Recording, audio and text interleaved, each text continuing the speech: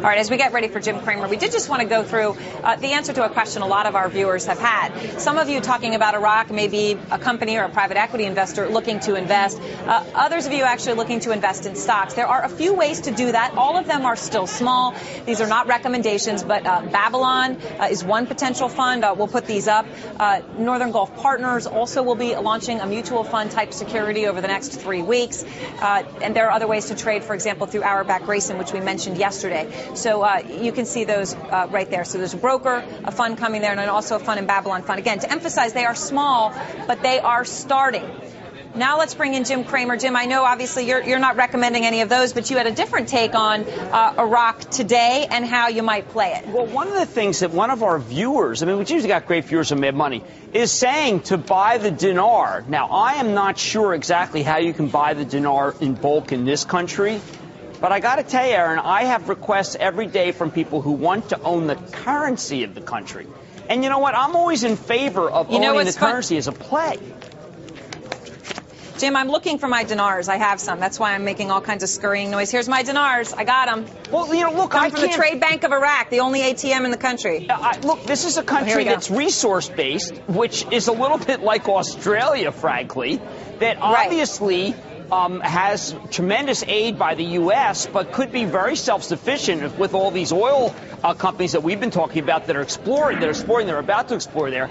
And so I told my viewer, look, I can't fight it. I would like to know how best to get it, and it would really be great if these guys set up these ETFs all the time.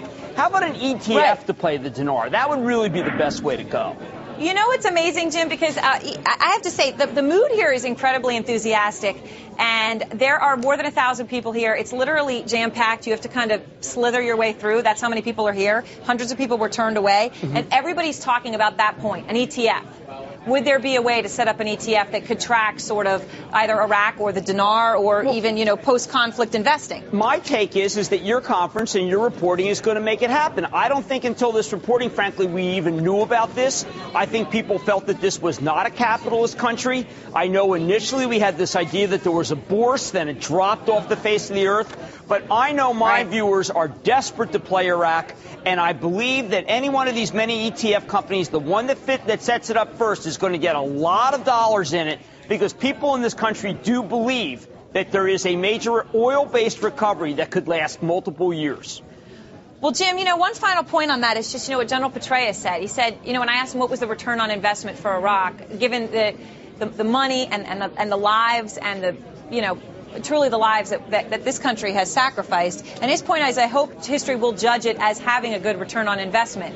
But with all of that sacrifice, the only way to really have the return would be for people to invest, regular people. Well, how about the fact that regular guy like Jim Owens, the guy who runs Caterpillar, is basically telling you that this is going to be a remarkable market? I think, again, Middle East has been a questionable market for them outside of Emirates, Saudi Arabia, Kuwait. Exactly. How about this expansion into what could be a country starting from the ground up? I'm a believer in this, Aaron, and I got to tell you, a lot of what you're doing is telling me that because, frankly, I didn't think anyone else was there. Well, I wasn't sure what I would find myself, but I appreciate that. And tomorrow, Jim, we have another wonderful tale to tell you about. I know you're going to be interested in this one, I think, in particular. But what is your take on Cat? Did it stick out to you that he's not going to be bringing back hiring or what? Look, I was, I'm on Regis and Kelly tomorrow, and we always do these pre-interviews. Oh, I can't wait to hear that. The way people may not know TV, but it's a very thorough show, and those guys really demand a lot of rigor about what you're going to talk about.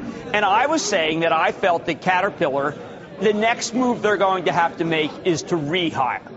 I literally think that they've stripped this company to the bone, and they are about to, because of the weak dollar, start taking in orders that they didn't expect, whether it be from Iraq or whether it be from China. I bet that they're going to start rehiring, and I don't want to be, I'm not a gloomster, you know that. Maybe it's too optimistic to think it could happen in 2010, but when I go over their quarter, Aaron, I think they're short-staffed.